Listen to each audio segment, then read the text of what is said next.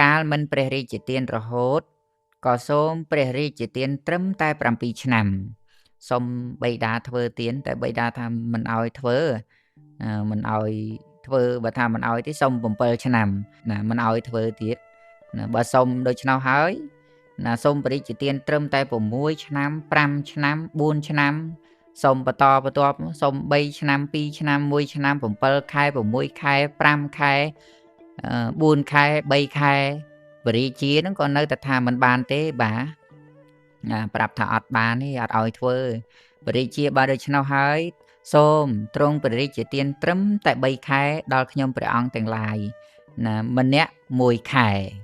ណាម្នាក់1ខែ1ខែព្រះរាជអរស់ទាំង3អង្គនឹងសូមបិតាធ្វើទានណាសូមដល់ទៅដំបូងហ្នឹងគឺសូមច្រើនញោមសូមដល់ទៅ7ឆ្នាំណាសូម7ឆ្នាំអត់ឲ្យដល់សូម7ឆ្នាំមិនឲ្យធ្វើក៏សូមត្រឹម6 5ឆ្នាំ4ឆ្នាំ5ឆ្នាំអីចឹងទៅ3រហូតដល់1ឆ្នាំ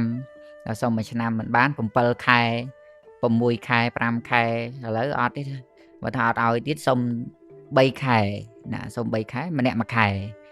3នាក់បងប្អូនហ្នឹងណាជាដិលទាំង3នាក់ហ្នឹងសូមបិតាធ្វើទានខ្ញុំព្រះករុណាសូមលើកហាត់នមស្ការក្រាបថ្វាយបង្គំឧទ្ទិសដៅចំពោះគុណនៃព្រះរតនត្រ័យទាំង3ប្រការរួមមានព្រះពុទ្ធរតនៈ1ព្រះធម្មរតនៈ1និងព្រះសង្ឃរតនៈ1ដោយសេចក្តីគោរពសពកាលទាំងពួងសូមចម្រើនពរញាតិញោមពុទ្ធបរិស័ទស្រីប្រុសគ្រប់រូបទាំងអស់គ្នាជាទីនឹករលឹកនិងដោយសេចក្តីរាប់អានក្នុងព្រះធម៌អញ្ចឹងថ្ងៃនេះគឺជាថ្ងៃសិលណា15រោចរនោចខែទុតិយាសាទឆ្នាំមមីអដ្ឋស័កពុទ្ធសករាជ2570ដែលត្រូវនឹងថ្ងៃប្រហ័សទី13ខែសីហាឆ្នាំ2026ចឹងកាលពីព្រឹកមិញនោះញាតិញោមពុទ្ធបរិស័ទទាំងអស់គ្នាបានតាមដាននឹងទស្សនាខ្សែសាច់រឿងដល់វគ្គទី5ហើយតាក់ទងជាមួយនឹងបុព្វកម្មរបស់ព្រះអញ្ញាកោដញ្ញៈហើយក្នុងខ្សែសាច់រឿងនេះគឺសម្ដែងពេញទាំងមូលនៅក្នុងរឿងដែលព្រះសម្មាសម្ពុទ្ធព្រះអង្គទ្រង់ប្រារព្ធចំពោះណាសញ្ជ័យបរិពាជកសារបានរឿងរ៉ាវមកហូរហែនៅក្នុងការសម្ដែងនេះខ្ញុំបកណ្ណាអាត្មាភាពបានធ្វើការសម្ដែងចាប់ពីខ្សែទី1រហូតមកគឺព្រះសម្មាសម្ពុទ្ធព្រះអង្គទ្រង់ប្រារព្ធចំពោះ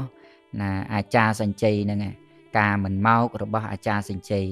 ខ្ញុំកណ្ណាអាត្មាភាពបានសម្ដែងមកជាហូរហែចាប់ពីវគ្គទី1រហូតមកដល់វគ្គទី5អញ្ចឹងក្នុងខ្សែវីដេអូនេះគឺជាវគ្គទី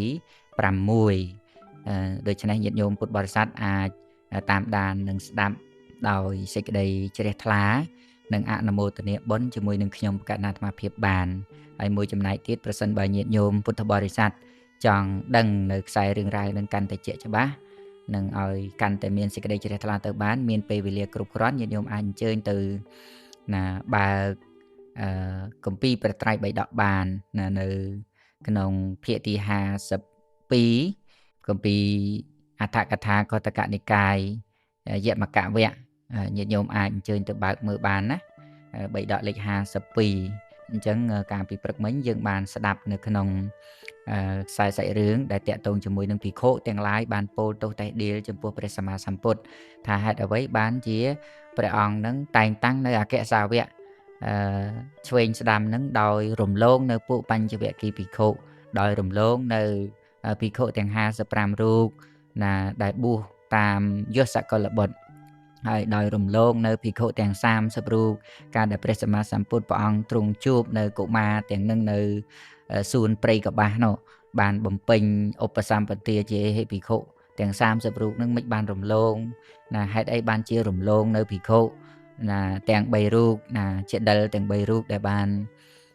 ស្ដាប់នៅព្រះធម៌របស់ព្រះសម្មាសម្ពុទ្ធហើយបានបួសណាសម្រេចនៅព្រះអរហន្តទៅហើយមិនបានព្រះអង្គមិនមើលឃើញណាភិក្ខុទាំង3រូបនឹងចុងក្រោយហ្នឹងហេតុអ្វីបានជាព្រះសម្មាសម្ពុទ្ធព្រះអង្គទ្រង់ប្រកាសតំណែងជាអេហិភិក្ខុដល់អគ្គសាវកទាំងពីរនឹងរួចហើយក៏ប្រទានតំណែងជាអគ្គសាវកដល់ព្រះសារីបុត្រនិងព្រះមហាមោគលានទៅវិញ គឺណារឿងរ៉ាវទាំងអស់ហ្នឹងគឺព្រះសម្មាសម្ពុទ្ធព្រះអង្គទ្រង់សម្ដែងអំពីបព្វកម្មរបស់អគ្គសាវកនីមួយនៅក្នុងហ្នឹងមានព្រះអញ្ញាកោដញ្ញៈណាខ្ញុំកណ្ណាអាត្មាភាពបានសម្ដែងអំពីបព្វកម្មរបស់ព្រះអញ្ញាកោដញ្ញៈរួចរាល់ទៅហើយអញ្ចឹងញាតិញោមពុទ្ធបរិស័ទអាចអញ្ជើញទៅបើកនៅវីដេអូស្ដាប់នៅវគ្គទី5អញ្ចឹងញាតិញោមស្ដាប់នៅត្រង់ចំណុចហ្នឹងទៅហើយចាំមកស្ដាប់នៅវគ្គទី6នេះសារដើមឡើងវិញដើម្បីបានតនៅខ្សែសាច់រឿងតភាគឲ្យរឹងរិតតែចម្រើនទៅជាការជ្រះថ្លាក្នុងគុណនៃព្រះរតនត្រ័យនឹងផងអញ្ចឹងនៅក្នុងខ្សែនៃវីដេអូនេះខ្ញុំកណ្ណាអាត្មាភាពនឹងសម្ដែងអំពីបព្វកម្មរបស់ជនទាំង55នាក់ណាដែលមានយសកលបុត្រជាដើមអញ្ចឹងជនទាំង55នាក់នេះនៅពេលដែលបានជួបព្រះសម្មាសម្ពុទ្ធបរមគ្រូនៃយើងគឺព្រះសមណគោតមនេះឯងគឺបានបួសជាភិក្ខុណាទាំង54នាក់55នាក់ទាំងយសកលបុត្រអញ្ចឹងអ្នក54នាក់នោះគឺជាសម្លាញ់របស់យសកលបុត្រសរុបទាំងយសកលបុត្រផងគឺ55នាក់អញ្ចឹងខ្ញុំកណ្ណាអាត្មាភាពនឹងសម្ដែងចែកជូនញាតិញោមពុទ្ធបរិស័ទបានស្ដាប់ដូចតទៅសូមជ្រះថ្លាអនុមោទនាភិក្ខុទាំងឡាយសួរថាតើជនទាំង55នាក់មានយសកលបុត្រជាប្រធានធ្វើកម្មអ្វីទុកព្រះអង្គណាសួរទៅកាន់ព្រះសម្មាសម្ពុទ្ធអញ្ចឹងណាបន្ទាប់ពីនិយាយដើមព្រះរួចទៅព្រះអង្គទៅទាន់នៅពេលដែលទៅទាន់ព្រះអង្គសម្ដែងអំពីបព្វកម្មរបស់សាវកដែលមានណាបំណងប្រាថ្នាធ្វើបារមីទុកណាទានបារមីដូចជាព្រះអញ្ញាកោដញ្ញៈអញ្ចឹងបានធ្វើទាននៅស្រូវសាលីតែមួយរដូវប៉ុន្តែអាចធ្វើទានបានដល់ទៅ9ដងហើយមិនតែប៉ុណ្ណោះទេនៅក្នុងសម័យព្រះពុទ្ធណាបតមុត្តរៈហ្នឹងក៏បានឲ្យទានដល់ទៅ7ដងណា7ថ្ងៃជាប់គ្នាអញ្ចឹងទៅណាហូហែនៅក្នុងខ្សែសាច់រឿងហ្នឹងណាហ្នឹងអញ្ចឹងដោយការថ្វាយទានរបស់ព្រះអញ្ញាកោដញ្ញៈនៅក្នុងអតីតកាលហ្នឹងគឺប្រាថ្នាសូមឲ្យបានត្រាស់ដឹងនៅព្រះធម៌បច្ចៈធ្លុះនៅក្នុងធម៌គឺអរិយសច្ចធម៌ហ្នឹងមុនសាវកទាំងអស់ណាអត់ឲ្យនរណាត្រាស់ដឹងបានមុនដោយសារសេចក្តីប្រាថ្នារបស់ខ្លួនឯងហ្នឹងអញ្ចឹងព្រះសម្មាសម្ពុទ្ធអត់មែនថាយល់មុខហើយក៏ទៅប្រទានតំណែងនេះតំណែងនោះឲ្យអីទេគ្រប់យ៉ាងទាំងអស់គឺសុទ្ធតែមានអេតតកៈរៀងខ្លួនមានបុណ្យកុសលណាខ្លួនឯងបានសាងទុកមករៀងខ្លួនអញ្ចឹងទៅអញ្ចឹងភិក្ខុទាំងឡាយបានដឹងដំណឹងនោះហើយព្រះសម្មាសម្ពុទ្ធព្រះអង្គក៏ទ្រង់សម្ដែងអំពីបព្វកម្មរបស់ណាជនទាំង55នាក់ណាភិក្ខុទាំងឡាយនឹងសួរថាជនទាំង55នាក់នឹងមានយសកលបុត្រជាប្រធាននឹងបានធ្វើបព្វកម្មអ្វីខ្លះព្រះអង្គព្រះបរមសាស្តាទ្រង់ត្រាស់ថាសូម្បីជន55នាក់នោះប្រាថ្នាព្រះអរហន្តក្នុងសំណាក់ព្រះពុទ្ធមួយព្រះអង្គធ្វើកម្មដែលជាបុណ្យទុកច្រើនហើយក្រោយមកកាលព្រះពុទ្ធទ្រង់មិនទាន់ឧបដឹកឡើងណាជាសម្លាញ់នឹងគ្នាធ្វើបុណ្យរួមគ្នាដើរចាត់ចែងសពមនុស្សគ្មានទីពឹងថ្ងៃមួយពួកគេជួបស្រីស្លាប់ទាំងមានគភ៌បានព្រមព្រៀងគ្នាថានឹងដុតទៅនាំទៅព្រៃខ្មោចណាក្នុងពួកជនទាំងនោះក៏ទុកឲ្យស្នាក់នៅក្នុងព្រៃខ្មោច5នាក់ដោយប្រាប់ថាពួកអ្នកចូលដុតចំណែកឯអ្នកដែលសេះក៏ចូលទៅស្រុកវិញណាអញ្ចឹងយើងមើលអំពីការធ្វើបុណ្យកុសលរបស់ជនទាំង55នាក់ហ្នឹងនៅក្នុងអតីតកាលរបស់ជនទាំង55នាក់ហ្នឹងគឺគាត់ធ្លាប់បានធ្វើបុណ្យជាមួយអ្នកកំសត់ទុរគតអីចឹងដែរណាក្រោយមកកាលដែលព្រះពុទ្ធមិនទាន់កើតឡើងពួកអ្នកទាំង55នាក់ហ្នឹងគឺជាសម្លាញ់នឹងគ្នាបានធ្វើបុណ្យរួមគ្នាឲ្យតែមានកម្មវិធីបុណ្យសពនៅកន្លែងណាក៏ដោយគឺដើរចាត់ចែងនៅការទុកដាក់សពបូជាសពនឹងជារឿយអញ្ចឹងជាពិសេសគឺសាកសពដែលគ្មានទីពឹងណាអត់មានទីពឹងពំនាក់អីទេតែងតែចាត់ចែងណាបុណ្យកុសលនឹងដោយពឹងពំនាក់គ្នាទៅវិញទៅមកអាស្រ័យតាក់ទងគ្នាសេពគប់គ្នាជាមិត្តសម្លាញ់ហើយក៏ធ្វើបុណ្យធ្វើទានចាត់ចែងនៅសពដែលគ្មានទីពឹងនៅវេលាថ្ងៃមួយនោះណាសម្លាញ់ទាំងអស់គ្នានោះបានទៅជួបពើប្រទេសជាមួយនឹងស្រីដែលស្លាប់ទាំងមានគភ៌មានផ្ទៃពោះមានកូននៅក្នុងពោះនឹងស្លាប់ណាដល់អញ្ចឹងទៅអត់មានអ្នកណាគេយកទៅទុកដាក់យ៉ាងណាយ៉ាងនេះនោះទេក៏បានព្រមព្រៀងគ្នាថានឹងដុតសាកសពស្ត្រីដែលមានគភ៌ហ្នឹងដុតណាទៅនាំយកទៅព្រៃស្មសានណាយកទៅព្រៃកប់ខ្មោចដុតខ្មោចហ្នឹង ពេលដែលយកទៅហ្នឹងពួកជនទាំងនោះក៏បានចាត់ទុកឲ្យអ្នកស្នាក់នៅដើម្បីបូជាហ្នឹងនៅក្នុងព្រៃហ្នឹងគឺទុកតែ5នាក់ទេចំណែកឯជនដែលសេសសល់នឹងទៅក៏ឲ្យចូលទៅស្រុកវិញចំណែកឯយោះហ្នឹងក៏បានយកឈើសោកចាក់សពនោះ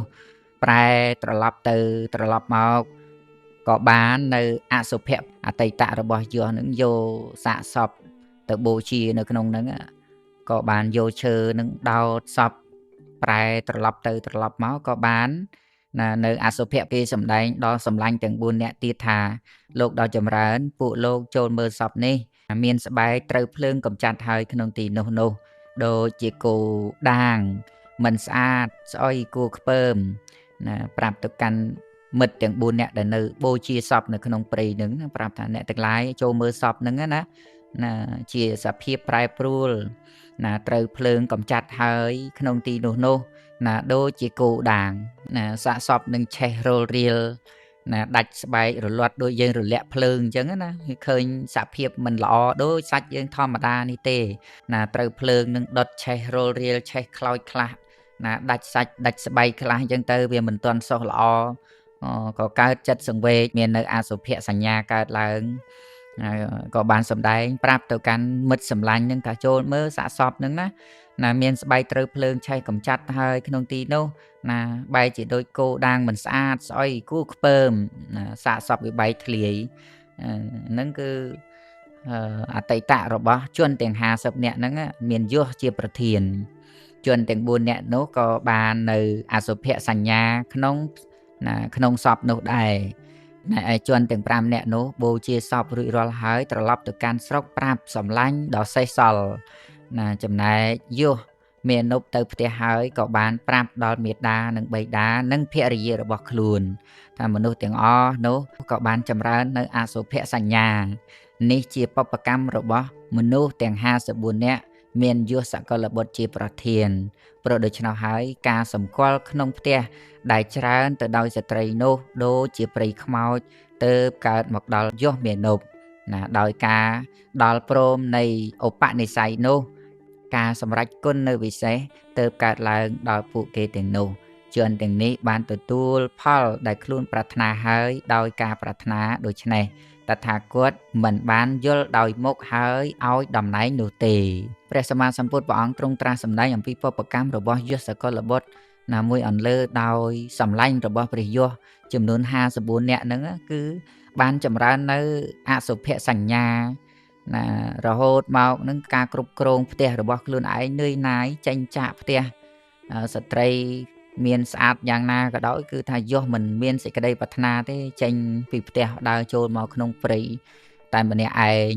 ពួកសម្លាញ់នឹងក៏បានធ្វើដំណើរមកជួបពើប្រទេសជាមួយនឹងយោះសកលបុត្រដែលបានសម្រេចធម៌ជាមួយនឹងព្រះសម្មាសម្ពុទ្ធគុំទៅបានជួបព្រះហ្នឹងណាហើយបានជួបព្រះហើយខ្លួនឯងអត់មានឧបនិស្ស័យក៏អត់បានដែរណាព្រះអង្គទ្រង់ត្រាស់សម្ដែងថាសត្វលោកគឺប្រព្រឹត្តទៅតាមកម្មរបស់ខ្លួនឯងបានសាងបានសន្សំបានតាំងសេចក្តីប្រាថ្នាយ៉ាងណាក៏នឹងបានផលមកយ៉ាងនោះឯងយ៉ាងអិច្ឆតាំងវសមិច្ឆតុនោះគឺថាសេចក្តីប្រាថ្នាយ៉ាងណារមែងសម្រេចណាសេចក្តីប្រាថ្នាយ៉ាងណារមែងសម្រេចចំពោះបុគ្គលអ្នកបានធ្វើបុណ្យដោយល្អបានបំពេញនៅកុសលធ្នាក់ទានកុសលធ្នាក់សិលអីចឹងទៅ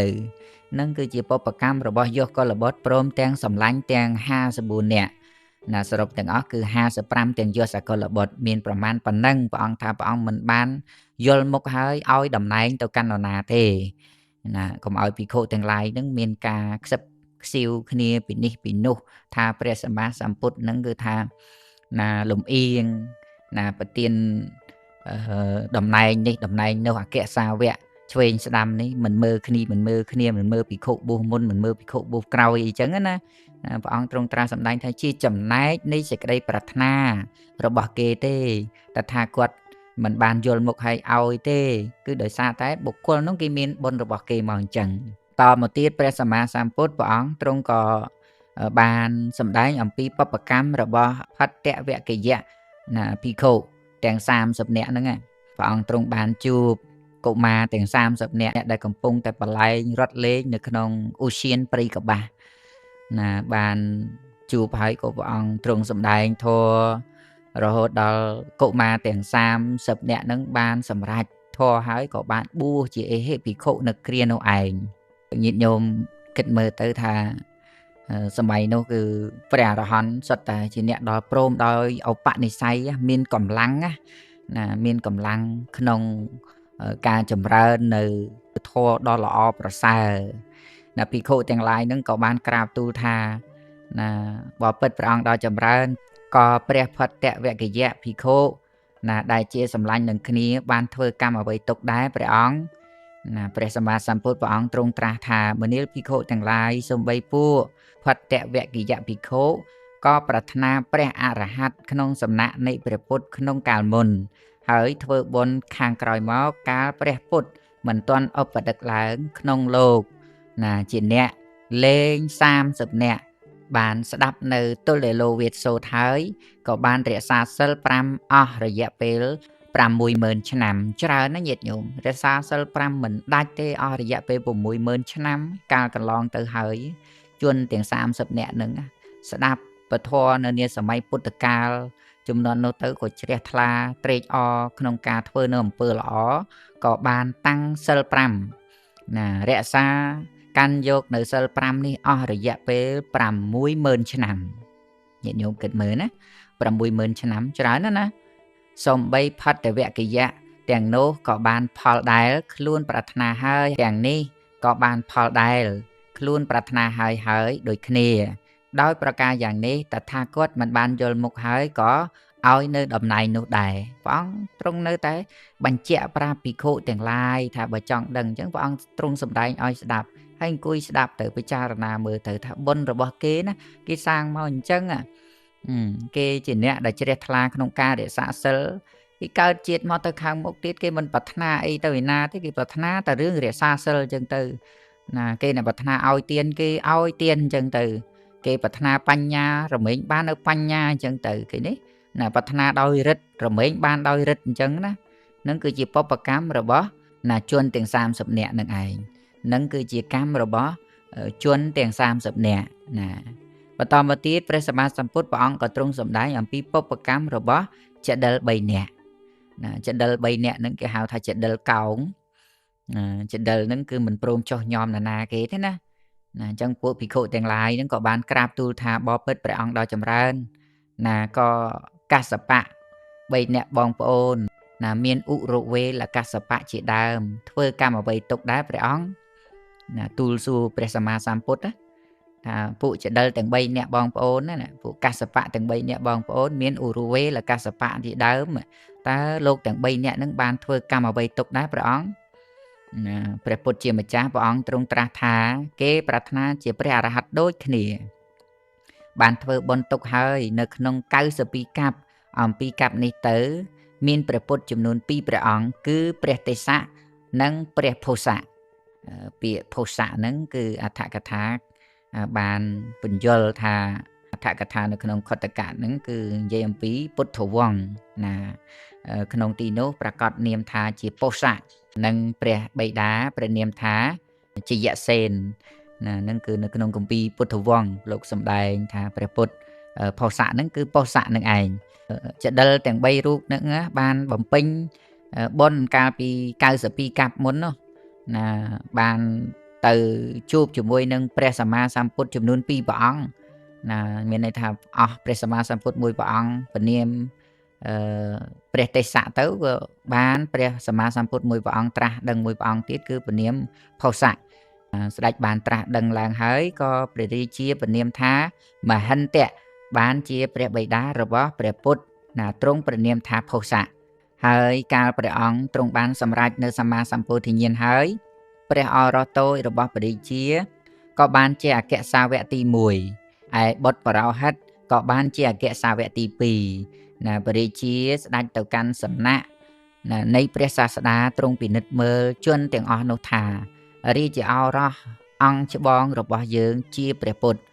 ណារាជឱរសតូចជាអគ្គសាវកទី1ណាបុត្របរោហិតជាអគ្គសាវកទី2ទ្រង់បន្លឺនៅឧទានចំនួន3ដងថាព្រះពុទ្ធជារបស់ខ្ញុំប៉ុណ្ណោះព្រះធម៌ជារបស់ខ្ញុំប៉ុណ្ណោះ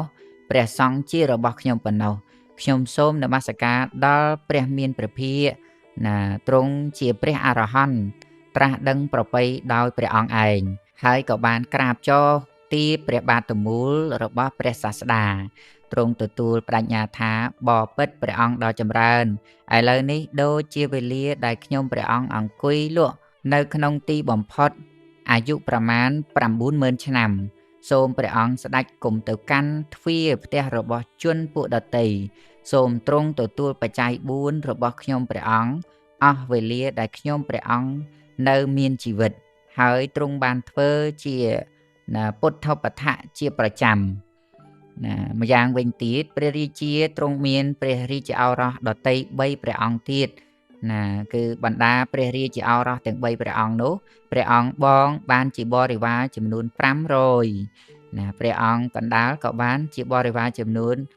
300ហើយព្រះអង្គតូចក៏មានបរិវារចំនួន200ព្រះរាជឱរសទី3ទូលសូមឱកាសចំពោះបិតាថាសូមបីខ្ញុំព្រះអង្គទាំងឡាយនឹងនិមន្តម្ចាស់បងសោយសូមបីទូលអង្វររឿយក៏មិនបានកាលបច្ចន្តជនបទកម្រើកត្រូវជញ្ជូនទៅដើម្បីប្រយោជន៍រំងាប់បច្ចន្តជនបទនោះបង្ក្រាបបច្ចន្តជនបទឲ្យស្ងប់ស្ងាត់បានមកកាន់សំណាក់បិតាគ្រានោះព្រះបិតាទ្រង់អោបអរោះទាំង3នាក់នោះថាត្រង់សីស័កត្រាស់ថាបាទាំងឡាយបិតាឲ្យពោពួកបុត្រព្រះអរោះទាំង3នាក់នោះទូលថាព្រះករុណាព្រះអង្គបង្អោនទទួលព្រះពរដោយកាលកន្លងទៅ 2-3 ថ្ងៃបិតាត្រាស់ទៀបថាបាទាំងឡាយពួកបុត្រនឹងទទួលពរចុះក្រាបទូលថាបបិទ្ធព្រះអង្គសេចក្តីប្រាថ្នាដោយវត្ថុអ្វីៗដទៃរបស់ខ្ញុំព្រះអង្គមិនមានទេតែឥឡូវនេះខ្ញុំព្រះអង្គនឹងនិមន្តម្ចាស់បងសោយសូមព្រះអង្គប្រោសមេត្តាព្រះរាជទានពរនេះដល់ខ្ញុំព្រះអង្គចុះចំណែកឯព្រះរាជាបានឆ្លើយថាឲ្យមិនបានទេបាព្រះរាជឱរសបានឆ្លើយថាកាលមិនព្រះរាជទានរហូតក៏សូមព្រះរាជទានត្រឹមតែ7ឆ្នាំសូមបិតាធ្វើទានតែបិតាថាមិនឲ្យធ្វើបើថាមិនឲ្យទេសូម7ឆ្នាំព្រះរាជាក៏ទ្រង់ថាមិនបានទេមិនឲ្យធ្វើទៀតបើសុំដូច្នោះហើយសូមព្រះរាជទានត្រឹមតែ6ឆ្នាំ5ឆ្នាំ4ឆ្នាំសូមបន្តបន្ទាប់សូម3ឆ្នាំ2ឆ្នាំ1ឆ្នាំ7ខែ6ខែ5ខែ4ខែ3ខែព្រះរាជានឹងក៏នៅតែថាមិនបានទេបាទប្រាប់ថាអត់បានទេអត់ឲ្យធ្វើព្រះរាជាបើដូច្នោះហើយសូមទ្រង់ព្រះរាជទានត្រឹមតែ3ខែដល់ខ្ញុំព្រះអង្គទាំងឡាយម្នាក់1ខែម្នាក់1ខែ1ខែព្រះរាជឱរសទាំង3អង្គនឹងសូមបិតាធ្វើទានសូមដល់ទៅដំបូងនឹងគឺសូមច្រើនញោមសូមដល់ទៅ7ឆ្នាំសូម7ឆ្នាំអត់ឲ្យដល់សូម7ឆ្នាំមិនឲ្យធ្វើក៏សូមត្រឹម6 5ឆ្នាំ4ឆ្នាំ5ឆ្នាំអីចឹងទៅ3រហូតដល់1ឆ្នាំដល់សូម1ឆ្នាំមិនបាន7ខែ6ខែ5ខែឥឡូវអត់ទេបើថាអត់ឲ្យទៀតសូម3ខែសូម3ខែម្នាក់1ខែ3នាក់បងប្អូនហ្នឹងណាជាដិលទាំង3នាក់ហ្នឹងសូមបិតាធ្វើទានដូច្នេះព្រះរាជាថាប្រពៃហើយបើដូច្នោះបុត្រចូលនិមន្តព្រះដ៏មានព្រះភិក្ខសោយចំនួន3ខែចុះនិមន្តព្រះសម្មាសម្ពុទ្ធមកធ្វើទានចំនួន3ខែព្រះរាជបុត្រទាំង3ព្រះអង្គនោះមាននាយឃ្លាំងម្នាក់និងអ្នកចាត់ចែងកិច្ចការម្នាក់អ្នកទាំងពីរនោះមានបុរស12អ្នកហុតជាបរិវារព្រះរាជឱរសទាំង3នាក់ត្រាស់បង្គាប់ឲ្យហៅមនុស្សទាំងពីរនោះមកហើយត្រាស់ថាយើងទាំង3នឹងទទួលសិល10ស្លៀកដណ្ដប់សម្ពត់ការសាវកពីរផ្ទាំងនៅរួមជាមួយព្រះសាស្តារហូតអស់ត្រីមាសនេះពួកអ្នកក៏បីប្រើប្រាស់តម្លៃមានប្រមាណប៉ុណ្ណោះញ៉ាំងរបស់ទំពានិងរបស់បរិភោគគ្រប់យ៉ាងឲ្យប្រព្រឹត្តទូទៅដល់ភិក្ខុ 90000 រូបនិងអ្នកបម្រើយើង1000 នាក់ផង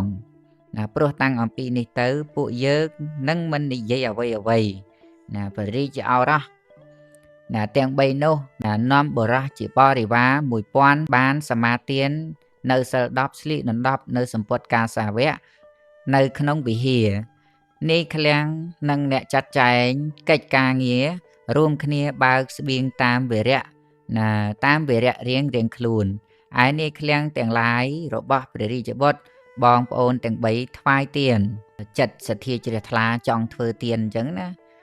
អញ្ចឹងបើចង់ធ្វើទៀនហ្នឹងគឺត្រូវសុំបិតាធ្វើទៀន7ឆ្នាំណាបិតាហ្នឹងអត់អនុញ្ញាតទេចង់និមន្តម្ចាស់បងនឹងមកសោយណាបានត្រាស់ដឹងជាព្រះសម្មាសម្ពុទ្ធហើយហ្នឹងចង់ឲ្យមកសោយចង្ហាន់នៅព្រះបរមរាជវាំងចង់ធ្វើទៀនប៉ុន្តែបិតាហាមថាមិនឲ្យធ្វើទេវាច្រើនពី7ឆ្នាំសុំ7មកដល់មួយខែសុំរហូតមកដល់7ខែណារហូតដល់6ខែសុំមិនបានដូច្នេះហើយសុំតែ3ខែណាម្នាក់មួយខែ